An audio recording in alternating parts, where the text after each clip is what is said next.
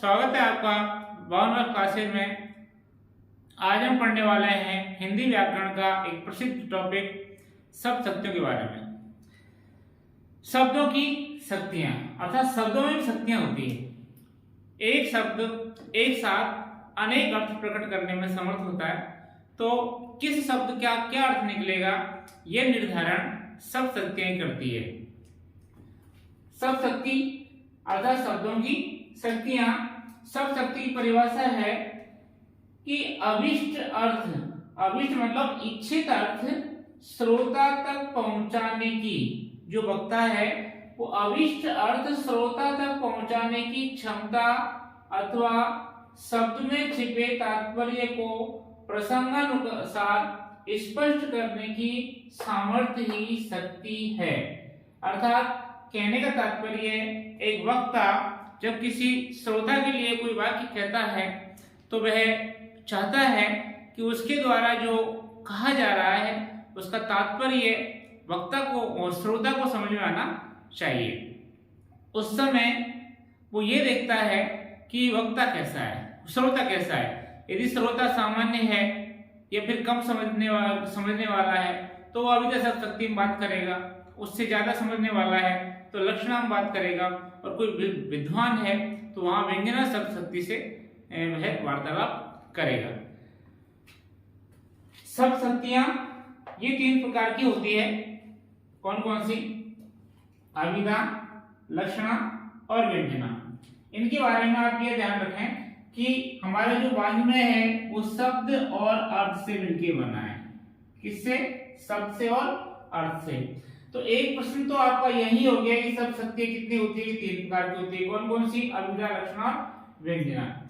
तो शब्द कौन कौन से होते हैं? तो ध्यान रखना, अभिधा में जो शब्द होते हैं वो वाचक होते हैं, लक्षणा में जो शब्द होते हैं वो लक्षक होते हैं, और व्यंजना में शब्द होते हैं वो व्यंजक होते हैं। ध्यान रखना, वाचक, लक्षक और व्यंजक। ऐसे ही शब्दों के जो अर्थ होते हैं वो भी तीन प्रकार के होते हैं कि अभिधा के जो अर्थ हैं उनको हम वाच्यार्थ या मुख्यार्थ कहते हैं, लक्षणा के जो अर्थ हैं उनको हम लक्षार्थ, और व्यंजना के जो अर्थ हैं उनको हम व्यंग्यार्थ कहते हैं। ध्यान रखना, वाचक, लक्षक, व्यंजक तीन प्रकार के शब्द होते हैं, और वाच्यार्थ, लक्षार्थ और व्यंग्यार्थ ये तीन प्रकार के अर्थ होते हैं। एक प्रश्न ये है कि आपका शब्द शक्ति के हिसाब से शब्द कितने प्रकार के होते हैं? तीन प्रकार के।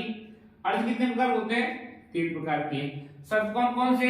वाचक, लक्षक और व्यंजक। अर्थ वाच्यार्थ, लक्षार्थ या व्यंग्यार्थ। वाच्यार्थ या मुख्यार्थ एक ही बात है।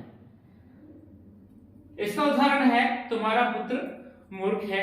इसको मैं आपको सिंपल रूप से समझाऊं कि अभिधा शब्द शक्ति वो है जिसको समझने के लिए हमें किसी भी शब्दकोश की किसी की सहायता लेने की आवश्यकता नहीं है। उसका जैसा शब्द होता है वैसा ही उसका अर्थ होता है। जो लोक प्रचलित सबसे साधारण जो अर्थ होता है, जैसे कि मैं पढ़ा रहा हूं, आप पढ़ रहे हैं, ये जो वाक्य है इनको समझने के लिए हमें किसी वाक्यार्थ की, किसी शब्दावली की आवश्यकता है नहीं।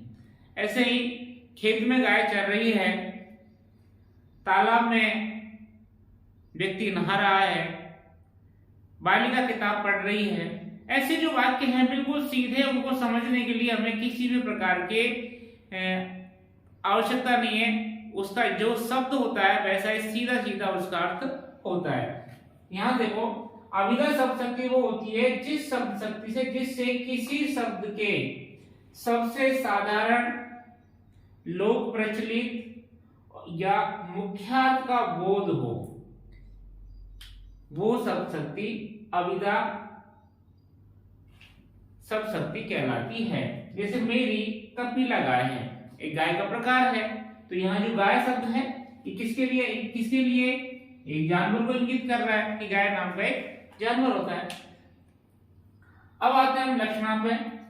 लक्षणा में जो पहला, ध्यान रखना, लक्षणा शब्द शक्ति का पहला काम ये है कि ये जो अभिधा का जो मुख्यार्थ होता है उसको बाद कर देता है। मुख्यार्थ का बाद जो मुख्य अर्थ है उसका बाध कर देता है और फिर लक्षणानुसार या फिर रूढ़ वह नवीन अर्थ ग्रहण करता है। या तो वो लक्षण के हिसाब से, इसके दो ही काम है, पहला काम है मुख्य अर्थ को बाध करना और दूसरा है लक्षण के हिसाब से उसका नया अर्थ वहां पर प्रकट करना या नया अर्थ वहां ग्रहण करना। ये नया अर्थ ग्रहण दो प्रकार से होता है, एक तो लक्षण के हिसाब से हम नया अर्थ ग्रहण करें और एक है दीर्घ काल से माने जा रहे रूढ़ अर्थ। रूढ़ मतलब जो लोक प्रसिद्ध परंपराएं हैं, रूढ़ियां हैं, पुरानी मान्यताएं हैं, उनमें कुछ शब्द ऐसे होते हैं जो उनका अर्थ पहले से ही प्रचलित होता है, तो इसलिए वहां से जो लिया जाए वो रूढ़ अर्थ। तो लक्षण में ध्यान रखना, पहला काम है मुख्यार्थ का बाध। मुख्यार्थ का बाध जैसे यहां एक उदाहरण था अभिधा में, तुम्हारा पुत्र मूर्ख है। बिल्कुल, तुम्हारा पुत्र मूर्ख है, तो इसमें हम मूर्ख है। यहां तुम्हारा पुत्र गधा है।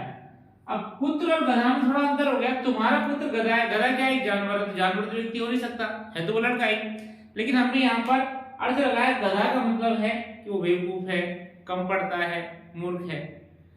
तो यहाँ पर जो गधा शब्द है, इस गधा का शब्द का अर्थ एक जानवर ने होकर के व्यक्ति है, लेकिन इसका अर्थ यह है कि वह व्यक्ति नासमझ है, कम दिमाग वाला है। ऐसे ही कहा जाए कि मेरे 5 गाय हैं, ये मेरी कपिला गाय है, मेरी काली गाय, मेरी पीली गाय है, तो वहां पर गाय शब्द का अर्थ है वो गाय है। लेकिन हम कहें कि राधा तो गाय है या राधा तो निरी गाय है। अब राधा गाय हो नहीं सकती है, क्योंकि राधा क्या है? एक बालिका या महिला है और गाय एक जानवर है।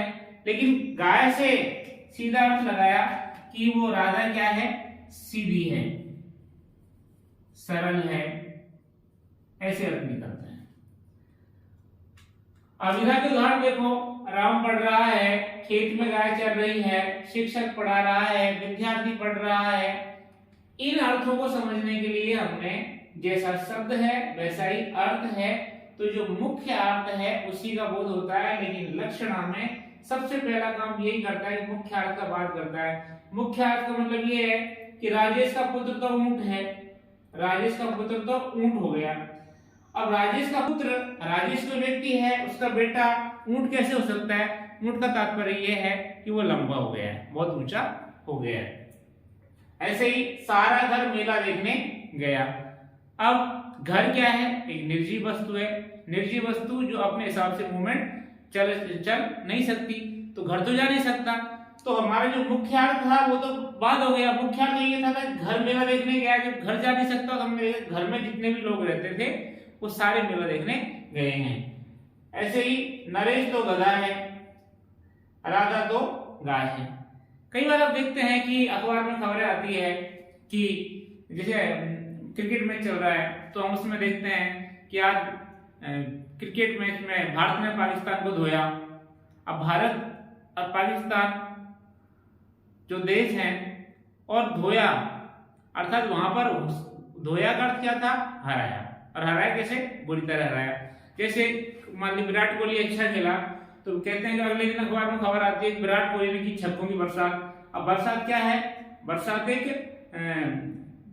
एक प्रक्रिया है बरसने की, लेकिन वहां खेल में बरसात हुई नहीं, लेकिन वहां छक्कों की बरसात का तात्पर्य है कि यहाँ पर बहुत ज्यादा छक्के लगाए गए। ऐसे कई अर्थ जो लक्षणा के हिसाब से लिए जाते हैं, मुख्य अर्थ का बात करके वहां पर लक्षणा से हिसाब से उसका नवीन अर्थ ग्रहण किया जाता है। अगली है व्यंजना। व्यंजना शब्द में शब्द कौन सा होता है? व्यंजक। और अर्थ कौन सा होता है? व्यंग्यार्थ। ये भी ध्यान रखना, कई बार ये एग्जाम में पूछ लिया जाता है। व्यंजना शब्द का शब्द है व्यंजक। अब वहां व्यंजक और व्यंग्यार्थ दोनों दे दिया, तो अब वहां पर देख लेना कि व्यंजक शब्द है और व्यंग्यार्थ क्या है? अर्थ है। यह है कि जब किसी शब्द का अर्थ अभिधा या लक्षणा से प्रकट नहीं होता तो वहां कोई अन्य अर्थ प्रकट होता है, वहां व्यंजना शब्द व्यंजना सप्तशती होती है। जैसे संध्या हो गई, उदाहरण है कि संध्या हो गई। जैसे किसी व्यक्ति ने कहा कि संध्या हो गई, इसका सामान्य अर्थ जो क्या है, अविदा हिसाब से क्या है, वो शाम हो गई। लेकिन जिस व्यक्ति ने इसको सुना, उस व्यक्ति ने अपने हिसाब से उसका अर्थ नया ग्रहण किया। जैसे संध्या हो गई तो पुजारी ने तात्पर्य लगाया कि भाई पूजा अर्चना करनी है। किसान ने सुना तो किसान ने अर्थ लगाया कि भाई घर जाने का समय हो गया है। स्कूल चल रहा है तो स्कूल के जो चपरासी है उसने अर्थ लगाया कि भाई घंटी लगानी है, बच्चे घर जाएंगे, छुट्टी होने का समय हो गया है। ऐसे शब्द एक ही था लेकिन उसके अर्थ अलग अलग हो गए। और जिसको कई बार अपने लोक मान्यता में या समाज में ताने मारना कहते हैं, वहां भी व्यंजना सप्तशती का प्रयोग किया जाता है। जैसे तुम्हारा पुत्र तो बृहस्पति का अवतार है। जैसे कोई आदमी है जो सही, वो क्या नाम है, कुछ अपने आप को ऐसा दिखाने का प्रयास कर रहा है कि मैं सच बोल रहा हूँ, मैं झूठ नहीं बोल रहा, तो सामने वाले क्या कहता है, हाँ कि हमने सुन रखा, तो क्या नाम है, सत्यवादी हरिश्चंद्र का पोता है। हरिश्चंद्र का पोता उसने बोला, वो क्या था, वो व्यंग्य था। उसका कहने का तात्पर्य ये नहीं था कि वो हरिश्चंद्र का पोता ही है, लेकिन तुम तो सत्यवादी हरिश्चंद्र हो। अब तुम सत्यवादी हरिश्चंद्र हो, इसका तात्पर्य ये तो है नहीं वो हरिश्चंद्र है। उसका तात्पर्य ये है कि वह ये साबित करना चाहता है कि तू हरिश्चंद्र नहीं तो सबसे झूठा है, क्योंकि हरिश्चंद्र सत्यवादी है। ऐसे ही देखो, अभिधा में तुम्हारा पुत्र मूर्ख है, लक्षणा में तुम्हारा पुत्र गधा है। गधा क्या है, गधे का मतलब ना समझिए बेवकूफ। और तुम्हारा पुत्र तो बृहस्पति का अवतार है। ऐसे व्यंजना सप्तशती काम में आती है। व्यंजना सप्तशती दो प्रकार की होती है, शाब्दिक व्यंजना और आर्थिक व्यंजना। एक बार फिर से दोबारा देख लें, अभिधा सप्तशती, लक्षणा और व्यंजना। अभिधा सप्तशती वह सप्तशती होती है जहां पर साक्षात संकेतित अर्थ प्रकट हो, सीधा या मुख्य अर्थ जो हो, जिसको समझने में हमें किसी प्रकार की शब्दावली या किसी से पूछने की आवश्यकता भी नहीं पड़नी चाहिए। जैसा शब्द होता है वैसा ही वहां पर अर्थ प्रकट होता है। लक्षणा सप्तशती में क्या होता है, लक्षणा सप्तशती का ध्यान रखना, लक्षणा सप्तशती में जो वाक्य का मुख्य अर्थ होता है, सबसे पहला काम यही होता है कि मुख्य अर्थ को हटाया जाता है। उसके बाद नया अर्थ लक्षण के हिसाब से या रूढ़ियों के हिसाब से प्रकट किया जाता है या ग्रहण किया जाता है, तो वहां पर लक्षणा सप्तशती होते हैं। और व्यंजना सप्तशती जहां पर, जैसे कि मान लीजिए अब वो समास पढ़ते हैं हम, बहुव्रीहि समास। बहुव्रीहि समास में आपने देखा कि भाई कोई तीसरा या क्या नाम है शब्द है वो प्रधान हो जाता है। ऐसे ही व्यंजना सप्तशती में भी ना तो उसका मुख्यार्थ गिना जाता है, ना ही लक्ष्यार्थ गिना जाता है, उसका व्यंग्यार्थ, व्यंग्यार्थ मतलब उसका तीसरा ही अर्थ निकल जाता है। जैसे वो है, रहीमन पानी राखिए बिन पानी सब सोन, पानी गए न उबरे मोती मानस चून। प्रसिद्ध दोहा है हिंदी का कि यहाँ पर पानी शब्द है, इसका हम जैसे कोई व्यक्ति सुनेगा तो पानी का अर्थ वो लगाएगा कि जल। लेकिन इस वाक्य में पानी के तीन अर्थ हैं, मोती मानस चून। मोती के अर्थ में चमक, मानस के अर्थ में इज्जत और चून के अर्थ में जल। इसी प्रकार से व्यंग्य अर्थ में एक से अधिक अर्थ वहां पर प्रकट होते हैं। एक छोटा सा उदाहरण बताऊं आपको कि एक बार ऐसा होता है कि पार्वती और लक्ष्मी के बीच में वार्तालाप होता है। तो लक्ष्मी का जो पति है विष्णु, वो राजा की तरह रहता है, और शंकर है वो एक वनवासी की तरह, क्या नाम, वो साधु की तरह रहता है और धूणी रमाए हुए, सांप वगैरह लटके हुए। तो एक बार लक्ष्मी पार्वती का मजाक उड़ाने के लिए कहती है, ध्यान रखना यहाँ पर लक्षणा व्यंजना सप्तशती का आपको बहुत अच्छा उदाहरण देखने को मिलेगा कि लक्ष्मी कहती है कि पार्वती से जाकर के कि भिखारी कहाँ है, भिक्षुक कहाँ गया है, भिखारी कहाँ गया है। अब उसका सीधा सीधा तात्पर्य ये था कि भिक्षुक किसको कह रही थी, वो शंकर को कह रही थी। लेकिन वो कहती है पार्वती कि यदि भिखारी है तो गया होगा बलि की भीख मांगने। अब बलि के यहाँ पर भीख मांगने कौन गया था? आपको पता है 52 अवतार में जब विष्णु थे वो 52 अवतार लेकर के बलि के यहाँ भीख मांगने गए थे। तो इस प्रकार से पार्वती ने लक्ष्मी के ऊपर बड़ाई कटाक्ष या व्यंग्य किया। इसी प्रकार से व्यंजना शब्द शक्ति होती है कि यहाँ पर कहा कुछ और जाता है और उसका अर्थ कुछ और निकलता है। तो ये हुई आपकी शब्द शक्तियां। एक बार दोबारा बता दूं, ये 3 चीजें याद रखना। शब्द अर्थ, अविदा का वाचक शब्द, लक्षणा का लक्षक, व्यंजना का व्यंजक। अर्थ अविदा का वाच्यार्थ या मुख्यार्थ, लक्षणा का लक्ष्यार्थ या रूढ़ प्रयोजन।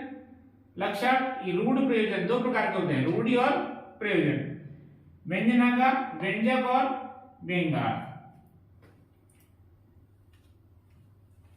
उम्मीद करते हैं कि आपको सब शक्तियां समझ में आई होगी।